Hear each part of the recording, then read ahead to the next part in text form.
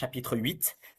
Bezrat Hashem, nous étudions l'Ilou Nishmat Matuka Bat Rosa, que Bezrat Hashem cette semaine, il y a son Yahrzeit, que Bezrat Hashem, ce cours de Chassidut de Tanya, élève son âme.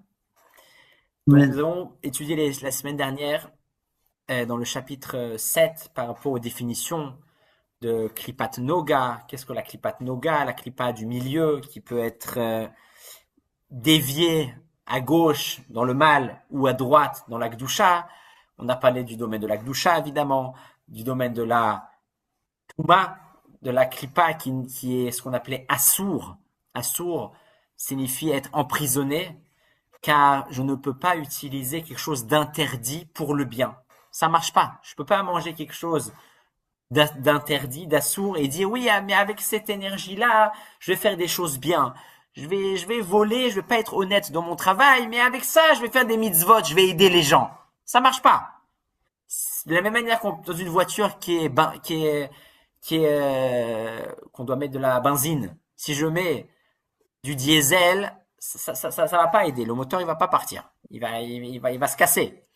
On doit savoir mettre dans notre corps, étant donné que le corps du juif, comme l'a expliqué l'Almour Azaken dans les chapitres précédents, provient, est lié à la Gdusha, ou alors à la Klipat Noga, c'est-à-dire à la Klipa qui est neutre.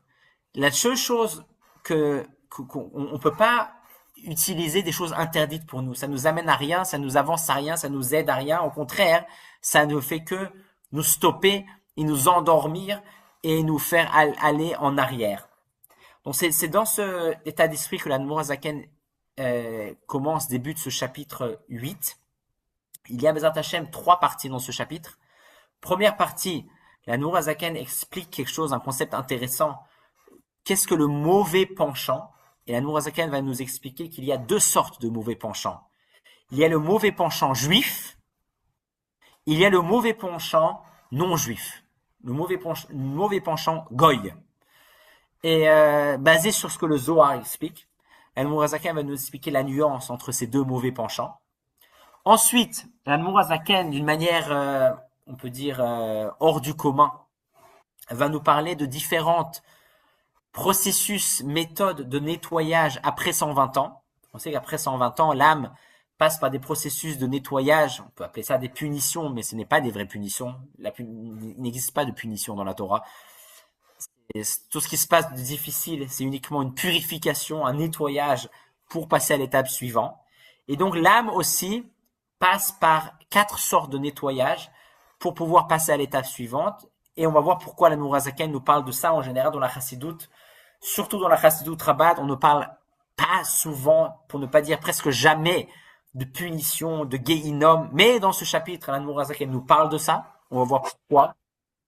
Et enfin, en 3e partie, la Zaken nous parle d'une klipa, de certaines forces du mal assez raffinées, assez fines, qui consistent aux philosophies, à l'étude de domaines laïques, si on peut dire, de domaines qui ne relèvent pas de la Gdusha. Est-ce qu'on a le droit d'étudier de la philosophie? Est-ce qu'on a le droit d'étudier de la médecine? Est-ce qu'on a le droit? Est-ce qu'on peut? Si oui, comment? Faire des maths, faire de la physique?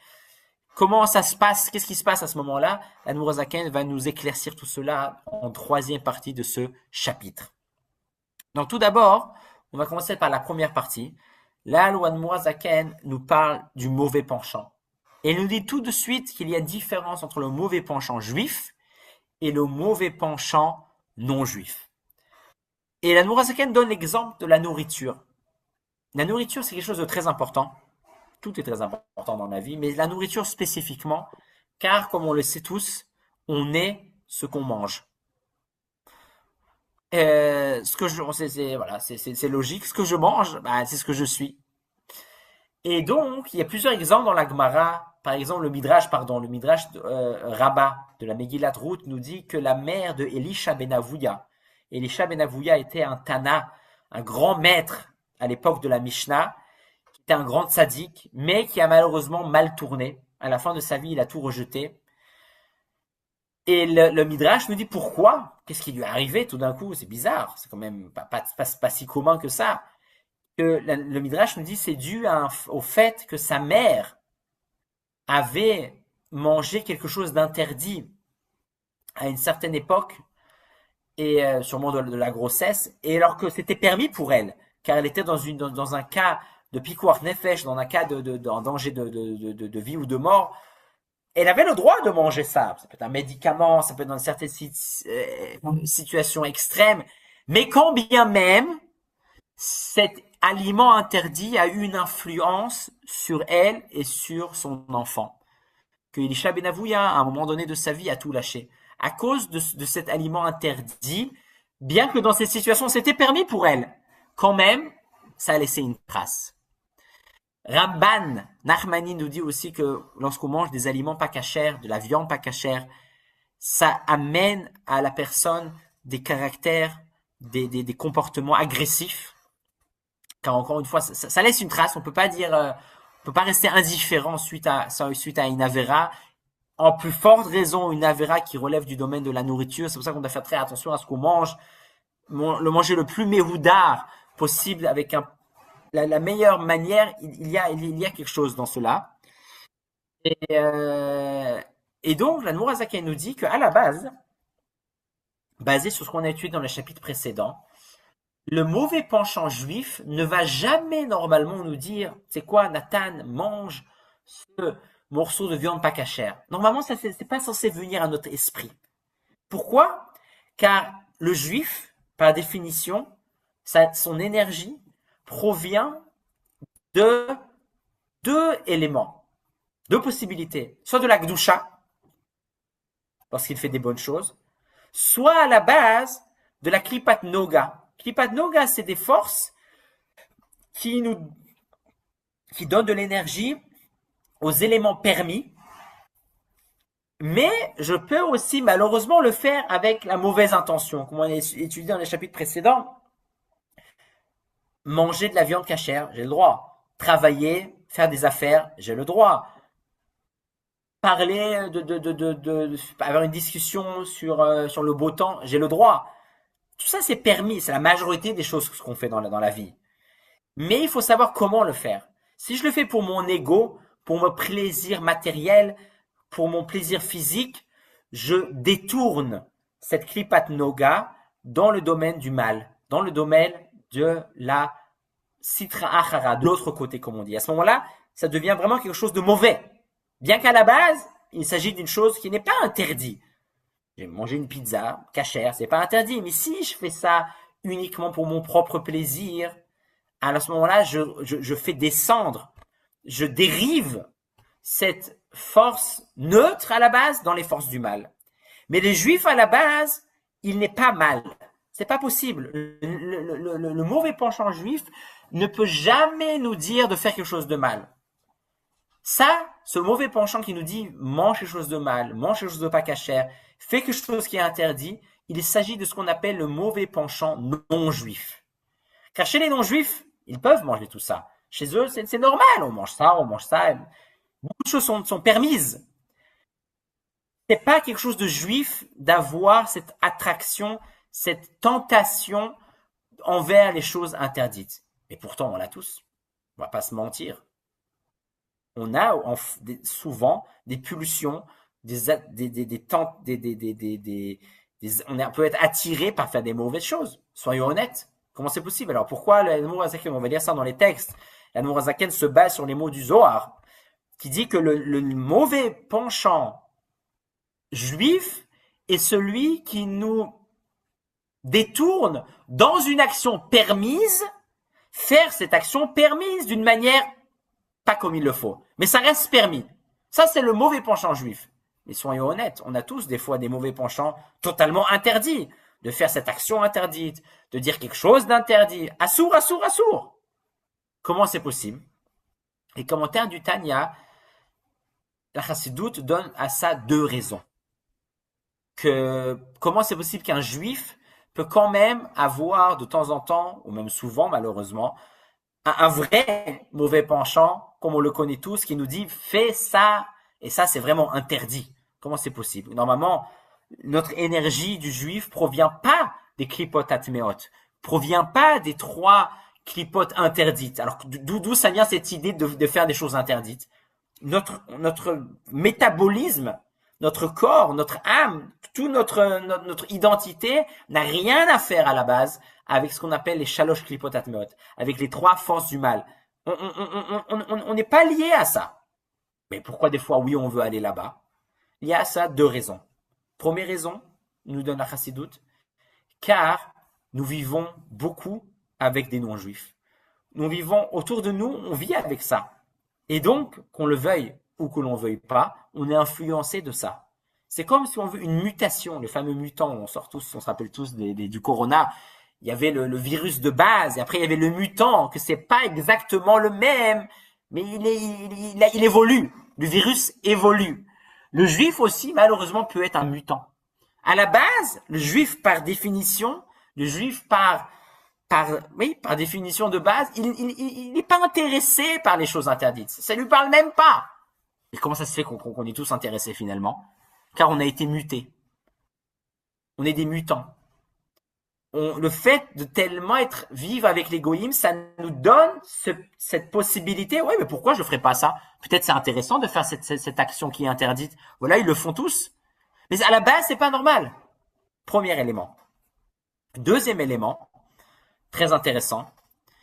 L'Admour HaZaken, même ça le dit explicitement dans le texte. Plus une personne fait des choses permises avec le mauvais style, avec la mauvaise intention, avec la mauvaise manière, même si c'est permis, au fur et à mesure, il devient plus grossier. Au fur et à mesure, il devient moins sensible à la vérité, il devient moins sensible à la Gdusha, et il peut se muter, comme on peut dire, et tout d'un coup créer en lui cette envie de vouloir faire des choses interdites, totalement interdites. Quand une personne fait des affaires, tout ce qu'il fait clean, moutard, aucun issour, mais il n'a pas la bonne état d'esprit. Il fait ça pour lui, pour devenir millionnaire, pour sa propre, pour son ego. Mais il est droit. À force de faire une fois, deux fois, trois fois, quatre fois, 1 an, 2 ans, il va devenir plus grossier et ça peut arriver à une mutation de vouloir un jour faire l'interdit. Pareil, quelqu'un qui mange, il mange cachère. Moi, je mange cachère, attention. Mais comment tu manges cachère? D'une manière pure, d'une manière vraiment je mange voilà pour avoir l'énergie de faire ce qu'Hachem il veut de moi. Je mange pas pour voilà tous les jours. Il faut tous les jours j'aille au restaurant. Tous les jours je dois profiter. Ce lien de profiter nous rend plus grossiers. Mais encore une fois, j'ai fait aucune avéra, aucune faute. Mais si je fais ça une fois, 2 fois, 3 fois, 4 fois, 5 fois, 10 fois, 20 fois, à la fin, je perds la sensibilité du bien, du vrai bien. Je deviens plus grossier et je peux me muter. Et tout d'un coup, un jour, je vais pas savoir d'où ça vient, mais je vais vouloir faire un vrai mal, par contre, cette fois-ci. Une vraie avéra. Quelque chose qui est vraiment interdit. Mais c'est pas normal à la base. Pourquoi? Parce que je me suis trop habitué à écouter mon âme animale, qui m'a, dans le permis, attiré à faire des choses permises, mais pas de la bonne manière. 1 fois, 2 fois, 3 fois, 4 fois, 5 fois, 10 fois, 20 fois, à la fin, je suis pris par mon propre piège et je fais quelque chose qui est vraiment interdit. Mais à la base, de faire quelque chose qui est vraiment interdit, ce n'est pas une possibilité pour le juif. On va lire ça dans les mots du Tanya. Chapitre 8. Ve'od zot, et encore, bemachalot, asurot, dans ce qui relève de la nourriture interdite, chez les kar, nikraim beshem isur, qu'ils sont appelés quelque chose d'interdit. Pourquoi interdit? Interdit vient du mot assour. Assour en hébreu, ça veut dire emprisonné. Beta asurin. Emprisonné pourquoi? Parce que quelque chose d'interdit, rien de bien peut sortir de ça. Impossible. C'est emprisonné. Cette énergie est emprisonnée dans le mal. Même si je mange quelque chose d'interdit, j'étais même pas au courant. J'ai la bonne attention. Je croyais que c'était permis. Sache que cette force que tu as mangée n'ira nulle part. En tout cas, pas dans les choses du positif. Même si j'ai eu la bonne intention, j'ai mangé je croyais que c'était cachère, je savais pas. cette énergie va rester bloquée, va rester emprisonnée dans les forces du mal. לעבוד השם בכוח האכילאי, וגם פעל והסכן וקרא והתפלל בכוח האכילאי, אין החיות שבה עולה, cette force-là ne monte pas. מתלבשת בתיבות התורה והתפילה כמו היתר, מפני איסור מידי הסטרא אחרא משלוש קליפות הטמאות. Donc, ces forces du mal restent attachées aux forces du mal, et même j'ai beau avoir une super intention avec, ça ne va rien faire bouger. Et même s'il s'agit d'une interdiction qui est midera banane, que les chachamim ont instauré, ça reste interdit. אפילו איסור דרבנן שחמורים דברי סופרים יותר מדברי תורה וכו'. ולכן גם היצר הרע וכוח המתהווה לדברים האסורים הוא שד משד הינוכין. Et c'est ce qu'on appelle le démon, les forces, le mauvais penchant non juif. שהוא היצר הרע של אומות העולם. שנפשותם משלוש קליפות הטמאות, que eux, comme leur âme, leur existence provient des trois forces impures, et donc, encore une fois, ça ne veut pas dire que quelqu'un de non-juif est impur et mauvais. Il faut pas comprendre ça de ce sens-là. On l'a étudié dans les premiers chapitres. Un non-juif, il pense à lui-même. C'est normal. Et même quand il va faire quelque chose de bien, il y a un certain intérêt. Mais il y a des gens non-juifs qui sont superbes, qui sont très gentils. Mais cette capacité de faire une totale abnégation de soi-même, ça, c'est spécial aux juifs. Par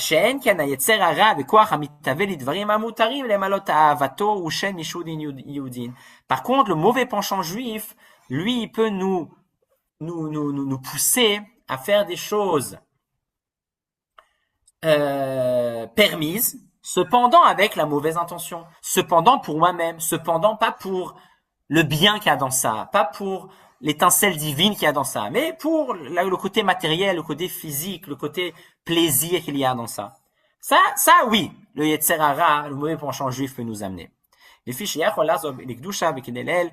ce mauvais penchant juif peut ensuite nous amener à faire des actions permises, mais de la mauvaise manière. Et ça, comme on l'a étudié dans le chapitre précédent, on peut le réparer d'une manière assez simple. Il suffit de regretter, il suffit de changer mon comportement, et à ce moment-là, la tchouva est faite.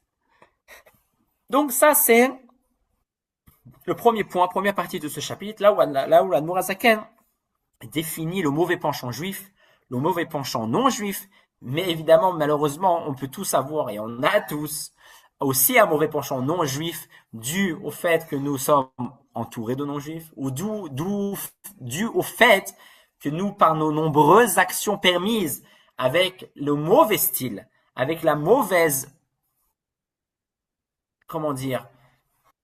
attitude, approche, alors à ce moment-là, on se rapproche, on devient plus grossier, et on arrive malheureusement à déclencher cette mutation de mauvais penchants non juifs en nous. Dans cette deuxième partie, l'Admour HaZaken, comme on a dit, parle de différentes possibilités suite à une certaine faute. J'ai fait une faute, j'ai mangé pas cachère, j'ai fait ce qu'il fallait pas faire, j'ai dit ce qu'il fallait pas dire, etc. Il faut savoir, bien que normalement dans la chassidoute, on ne parle pas beaucoup, très peu des punitions, du Gehinom, etc. Pourquoi? Car la chassidoute nous encourage à faire les choses d'une manière désintéressée, pour la chose elle-même. Si quand je fais une mitzvah, c'est pour avoir une récompense dans le Olam Haba et gagner ça et gagner ci, mon action ne sera pas très intense. J'ai un intérêt spirituel, mais j'ai un intérêt. Et si je vais pas faire une avéra parce que j'ai peur qu'on va me frapper sur la tête, ou je vais me retrouver dans le Gehinom et je vais avoir trop chaud, ou alors dans le Gehinom de neige, je vais avoir trop froid. Il fait une avéra, il fait pas une avéra pour ne pas être puni. C'est un problème. C'est un problème. On avait hier une petite anecdote. Hier, au Torah Tag, avec les enfants, ils ont reçu une récompense, et on essaie de les motiver avec ça. Et Baruch Hashem, c'est très important. Mais j'ai eu un cas, quelqu'un, il avait fait plus, et d'après ses calculs, il devait recevoir aussi un autre prix. Je lui ai dit, je vais lui dire, tu as raison. Tu as raison, normalement, tu dois recevoir ça et ça, mais c'est quelqu'un qui avait fait beaucoup il avait beaucoup de points, si on peut dire. Donc, en vérité, oui, il devrait recevoir vraiment plus. Et je lui ai dit, Tu sais quoi, à la fin, finalement, tu es grand, tu es un grand garçon. C'est pas interdit aussi de faire quelque chose et ne pas recevoir quelque chose. Parce que à la fin, on fait, on étudie parce que ça c'est la vérité, parce que ça c'est le bien pour nous. Donc, bien sûr, c'est important de les encourager, mais des fois aussi, même avec les gens, on fait la chose parce que la chose elle est importante. Faut oublier des fois les punitions et les conséquences à droite, à gauche. C'est bien, mais c'est pour les petits enfants. Quand on est grand, on doit se détacher de ça. Mais quand même, la Nourazaka dans ce chapitre nous parle de punition. Pour nous dire, finalement, oui, c'est sûr qu'il ne faut pas faire pour la punition et pour la récompense. Mais il faut aussi savoir ce qu'on fait dans la vie ou ce qu'on ne fait pas dans la vie, il y a une répercussion.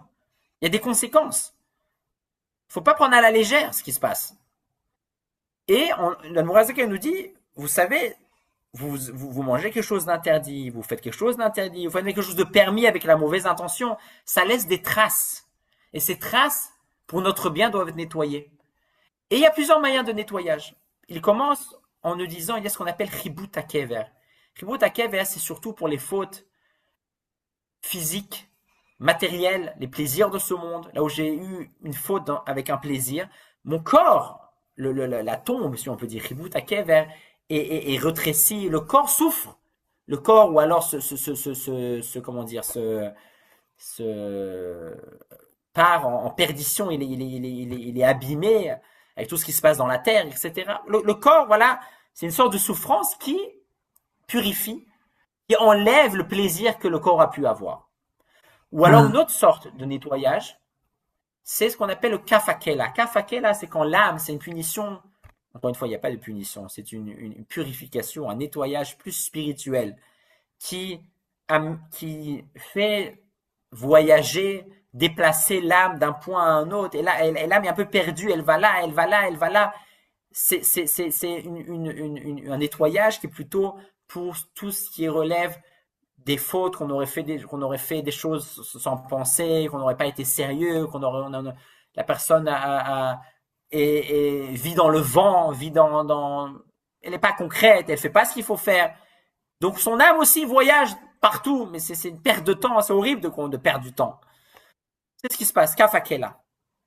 Et enfin, les fameuses purifications que les guillemets de feu, qui est due à quelqu'un qui a investi, qui a donné, qui était chaud dans son faute. Alors là, on le nettoie avec un guéhinnom chaud de feu, ou alors un guéhinnom de neige, froid. Quand quelqu'un a fait une certaine mitzvah, une certaine action, mais il était froid, c'est un problème. Ça va pas. Quand on fait une bonne action, il faut le faire avec tout cœur. Ah, si cette personne était froide, si j'ai été froid, chas v'shalom, alors je vais recevoir comme purification le guéhinnom de neige. Encore une fois, on n'est pas là pour aller dans tous les détails, pour nous faire peur, c'est pas ça le but. Mais la Nourazaken quand même mentionne ces choses-là, et on va lire ça dans le texte. Ah, mikol makom, quand bien même, kodem shechazar l'ikdusha ou mesitra achara beklipa. Quand bien même, si je n'ai pas fait teshuva sur mon action, comme on a dit dans le chapitre précédent, la teshuva répare. La teshuva répare tout, même. La teshuva même peut transformer une faute en mérite. Mais si quelqu'un n'a pas fait teshuva, ça arrive aussi. Alors à ce moment-là, il y a besoin d'un certain nettoyage. וגם אחר כך הרשימו ממנו נשאר דבור בגוף, להיות כי מכל מאכל ומשקה נעשה תקף דם ובשר מבשרו. Et quand quelqu'un a eu un certain profit interdit ou alors permis, mais avec la mauvaise intention, avec la mauvaise état d'esprit, c'est à ce moment-là que ce plaisir laisse une marque. Et donc, cette marque doit être retirée. ולכן צריך הגוף לחיבוט הקבר, לנקותו, לנטהרו מטומאתו שקיבל מנת העולם הזה, ותענוגיו מטומאות קליפת נוגה ושדין יהודין. À ce moment-là, le corps a besoin de ce qu'on appelle חיבוט הקבר. Le corps est secoué, est rétréci. C'est une certaine souffrance qui le purifie. Du fait que j'ai pu avoir un plaisir dans ce monde-là, bien qu'il s'agit d'un plaisir permis. Il s'agit de ce que le mauvais penchant juif m'a amené, quand bien même ça a besoin d'être réparé. Et là, uniquement si quelqu'un n'a jamais profité de ce monde-là, comme Rabbeinu Akadosh. Rabbeinu Akadosh, il s'agit de Rabbi Yehuda Anassi, celui qui a recueilli toutes les Mishnayot, Lui, la tradition nous dit qu'il n'a jamais profité de ce monde avec un mauvais état d'esprit, avec un état d'esprit égoïste, physique, plaisir de ce monde. Non, il est sûr qu'il a mangé, mais il mangeait vraiment pour ce qu'il faut, pour pouvoir faire son travail. Et dans la Nourazaken nous dit aussi par là, nous rassure, si on peut dire, que ce niveau de pouvoir vraiment, dans chaque action matérielle, voir l'étincelle divine, c'est réservé aux tzadikim. On a tous, malheureusement, profité de ce monde-là pour le profit même. Mais si quelqu'un n'a pas, comme le tzadik, Rabbeinu Akadosh, alors à ce moment-là, il n'aurait pas besoin de ce reboot à kever. Ou alors, une autre sorte de catégorie, Valdvarim Betelim Bet, c'est quelqu'un, il parle pour rien dire, il fait du vent. Il perd son temps. Kegon Am Haaretz, Sheno Yachol Lilmod, Tzarich Letaer Nafsho Mitumot Zod Eklipa Al-Yedei Agilgula Bekaf Hakela. Quelqu'un qui n'est pas concret, quelqu'un qui vit dans le vent, alors son âme va aussi être bouger, être voyager de droite à droite, à gauche, etc. Comme je regarde au Bazar, Parashat Beshalach, Daf, Nun, Tet. Avali Dibour, Imasou, mais quelqu'un qui dit, quelqu'un qui fait ou qui dit quelque chose de véritablement interdit. Il dit du Lachon Hara. C'est la vérité, mais il dit quelque chose de mal sur quelqu'un d'autre. Kimo letzanut velashon hara b'kayotze bahem. Shemesh shalosh kipot atmod legamre. À ce moment-là, ça relève vraiment des forces du mal, des totales, des trois forces du mal. En kaf hakela levado mouil eter ou leavir mitumato me'anefesh. À ce moment-là, le kaf hakela n'est pas suffisant. La personne doit, ce qu'on appelle, descendre dans le Gehinom. Rak tzarich liret beGehinom.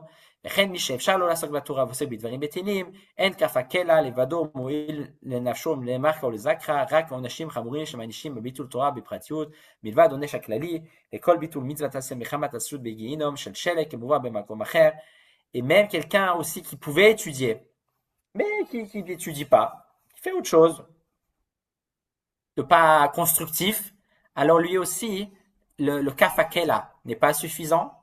Et il y a certaines punitions qui sont mentionnées. C'est pas ici le but de mentionner toutes les punitions, même la Nourazaken ne les mentionne pas. Mais l'étude, c'est quelque chose qu'on a eu le temps, il faut étudier pour l'étude, c'est très très important. Et une personne peut se retrouver même dans ce qu'on appelle le Gehinom Shel Sheleg, le Gehinom de neige, là où qui est lié à une certaine froideur qu'une personne pourrait avoir.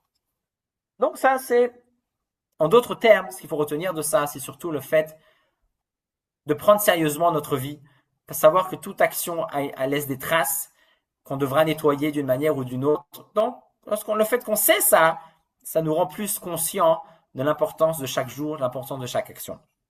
Et juste pour terminer, la Nourazaken termine avec un point, un détail, si on peut dire, par rapport à l'étude des choses laïques, des choses neutres. Quelqu'un étudie de la physique, de la chimie, des maths, de la science, de l'histoire. Qu'est-ce qui se passe? C'est bien, c'est pas bien, c'est interdit. Qu'est-ce qui se passe? Et le Nourazaken nous dit, et évidemment, tant qu'il ne s'agit pas de quelque chose de Avodah Zara, étudier vraiment d'autres religions, ça c'est interdit. On n'a pas à s'intéresser à savoir comment d'autres religions servent leurs idoles. C'est interdit parce qu'on met dans notre tête des choses fausses. Bon, pourquoi? Ça sert à rien. Non seulement ça sert à rien, c'est dangereux. Et il peut dire non, mais ça m'intéresse, non.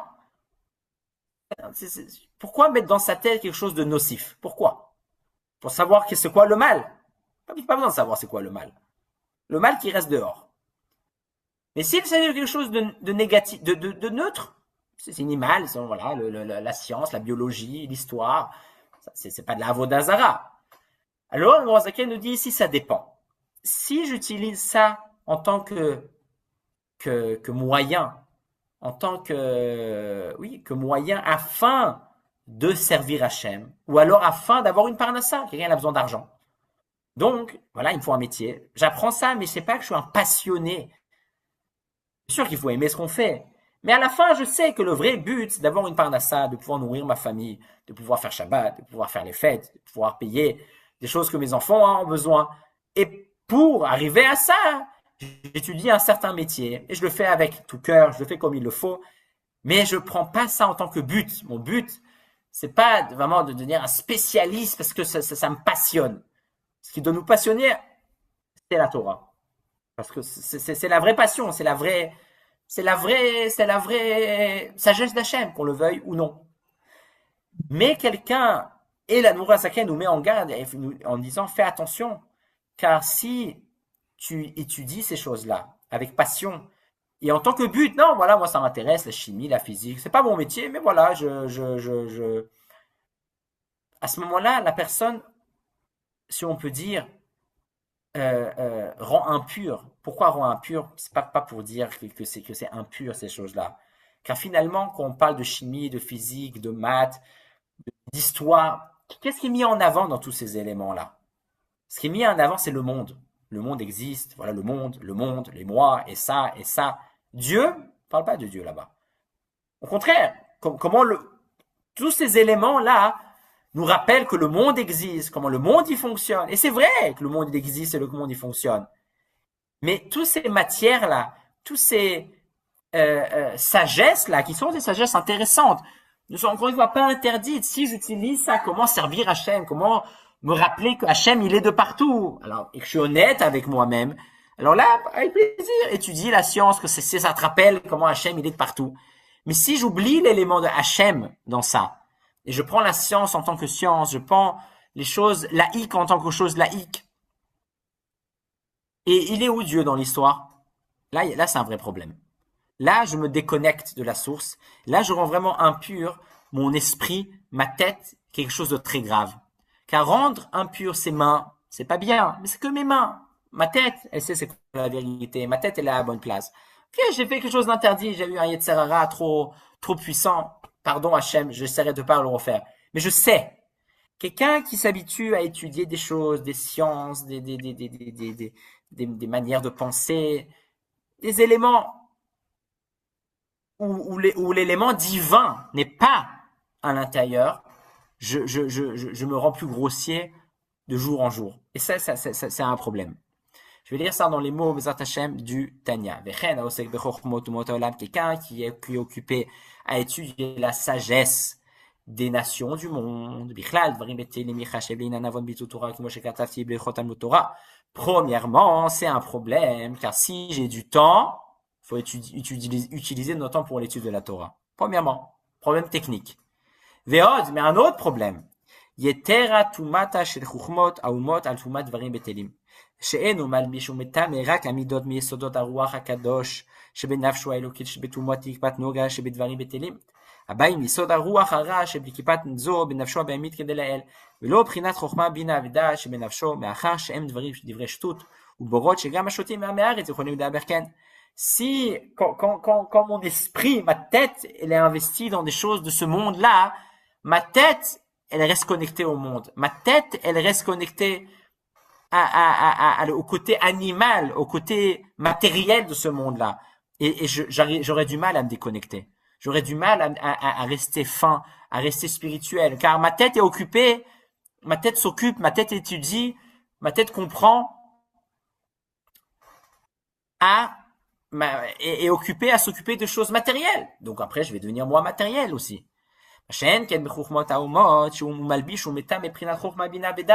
Lorsque j'étudie des choses des nations du monde, mon esprit est à la mauvaise place. Mon esprit et à ce moment-là, je réfléchis comme quelqu'un de non-juif. Et c'est pas à ma place. Un non-juif, il doit faire partie de ce monde. Il fait le monde fonctionner. Il doit étudier ça, et c'est très important. Comme on a étudié une fois qu'un non-juif qui fait Shabbat, c'est un grand problème. Shabbat, se déconnecter de ce monde-là, c'est une faculté juive. C'est un devoir juif. On se déconnecte du monde une fois par semaine. Un non-juif ne peut pas se déconnecter du monde. S'il se déconnecte du monde, il n'est pas à sa place. Et c'est jusqu'au point que la Talmud nous dit un non-juif qui fait Shabbat est passible de mort. Car il n'est pas à sa place. Il n'est pas à sa place. Il doit savoir que lui, il doit faire partie du monde. Il doit, oui, étudier la physique. Il doit, oui, comprendre encore mieux et encore mieux comment ce monde fonctionne. Et si un jour par semaine, il se déconnecte à comprendre comment le monde, en fait, il est rien, c'est un problème pour lui. Et donc, mais pour nous, c'est un grand problème. Encore une fois, c'est relatif. Pour le non-juif, il doit étudier ça. Très important. Mais nous, on doit savoir comment, si c'est utilisé en tant que moyen pour ma parnassa, ou que j'arrive à l'utiliser ça pour servir mieux Hachem, pas de problème. Mais si je fais ça un but, mais si je fais de ça une vraie occupation, en soi, c'est un grand problème. שנפלו, שנפלו בטומאת קליפת נוגה, שבחוכמות אלו שנפלו שמה, בשבירת הכלים מבחינת אחוריים של חוכמה קדושה יהודה ליודכם. אלא אם כן עושה אותן קרדום לחתוך בהן, והיינו כדי להתפרנס. Par contre, si je fais ça pour ma parnassa, alors c'est pas un problème, pour mon gagne-pain, מהן ברווח לעבודת השם ושיודע להשתמש בהן לעבודת השם ולתורתו, וזו תמו של הרמב"ם והרמב"ן ז"ל, בסייעתא שיעסקו בהן. C'est pour ça que même le Rambam, ou Ramban Nachmanide, ou Maïmonide, sont deux tzadikim qui ont su utiliser les sciences du monde, la médecine ou d'autres choses, mais eux, ils ont utilisé ça clairement pour servir Hachem, pour leur parnassa. Il faut savoir être honnête. Si je suis honnête que vraiment, j'arrive à utiliser la science et tout ça pour Hachem, alors vas-y, utilise la science pour Hachem. Mais sinon, il faut s'en écarter. Donc ça, c'est les 3 points qu'on a étudiés aujourd'hui. Premièrement, la différence entre le mauvais penchant juif qui nous pousse à faire des choses permises de la mauvaise manière, le Yetzer hara non juif qui nous pousse à faire des choses non interdites, et c'est normalement un juif n'est pas censé avoir son mauvais penchant, mais dû à des mutations, on peut oui arriver à ça, soit en étant trop en contact, et entouré de non-juifs, c'est ce qui ressort de là. Encore, ça ne veut pas dire qu'il faut couper court, mais il faut savoir, voilà, il y a une influence de ça. Ou alors quelqu'un qui est trop investi, trop dans dans des choses permises avec le mauvais état d'esprit, il va devenir grossier de plus en plus jusqu'à avoir un mauvais penchant qui va lui dire de faire des choses interdites. On a ensuite parlé des formes de nettoyage du corps, de l'âme en fonction de certaines avérotes qui ont pu être faites ou de certaines choses, actions qui ne sont pas appropriées. Et finalement, la Nourazaké termine ce chapitre en parlant des sagesses qui sont en soi pas interdites. Tant qu'il ne s'agit pas d'Avodazara, c'est pas interdit. Mais il faut savoir vraiment comment le faire. Juste pour terminer, quelque chose d'intéressant, plusieurs personnes ont demandé au rabbi, mais toi, tu as été à l'université. Le rabbi était à Berlin à l'université, le rabbi était à Paris à l'université. Alors, il dit oui, étudier ces sciences-là et ces sagesses-là. J'ai lu 3 réponses intéressantes que je voulais vous partager. Le rabbi a dit une fois à une personne, quand quelqu'un il saute du haut d'un immeuble et qu'il sort vivant, c'est pas une raison pour nous de faire pareil. Lui, il a fait, c'est vrai. Il a étudié, et il s'en est sorti. Ça veut pas dire que nous, on doit faire pareil. Quand quelqu'un, il saute d'un immeuble, il saute par la fenêtre, et il est pas mort. Baruch Hashem, il est pas mort. Ça veut dire que je peux essayer aussi? Non, vaut mieux pas. Vaut mieux pas essayer. Je vous conseille pas, en tout cas. Deuxième réponse, une fois que Rabbi a donné, en disant, oui, justement, comme moi je sais qu'est-ce qui se passe, comme moi je sais c'est quoi les sagesses, je vous conseille vraiment pas de le faire. Ça n'empêche pas que le Rabbi a souvent conseillé à des gens qui étaient qui faisaient des études de docteur, qui étaient déjà là-bas, de continuer. C'est vraiment du cas par cas, mais juste voilà, quelques idées, chacun peut méditer et comprendre ça comme il veut comprendre. Donc le Rabbi une fois a dit à quelqu'un, justement, comme j'ai étudié, je vous conseille vraiment pas de le faire. Et troisièmement, le Rabbi une fois dit à quelqu'un, Baruch Hashem, j'ai aussi étudié de la Torah. Quelqu'un qui a étudié beaucoup de Torah, qui a étudié toute la Torah, il peut se permettre d'étudier aussi des autres sciences, des autres sagesses, pour pouvoir les élever, pour retrouver l'étincelle divine qu'il y a dedans. Mais quelqu'un qui n'a pas encore étudié toute la Torah, il étudie d'abord la Torah, après il pourra, Bezrat Hashem, élever les étincelles divines autre part. Donc Bezrat Hashem, ça c'est ce qu'on étudie aujourd'hui par rapport à l'influence de nos actions sur nous-mêmes. Bezrat Hashem, la prochaine fois, suite que maintenant on a fini, Baruch Hashem, de comprendre en détail à peu près qu'est-ce que l'âme divine, qu'est-ce que l'âme animale, qu'est-ce qu'on les forces du bien, les forces du mal, les forces neutres. Bezrat Hashem, dans le chapitre 9, la Nourazaken nous parlera finalement et enfin du combat des deux âmes, des deux forces, l'interaction qu'ils ont l'une avec l'autre. J'espère que Super. c'était clair, chers amis.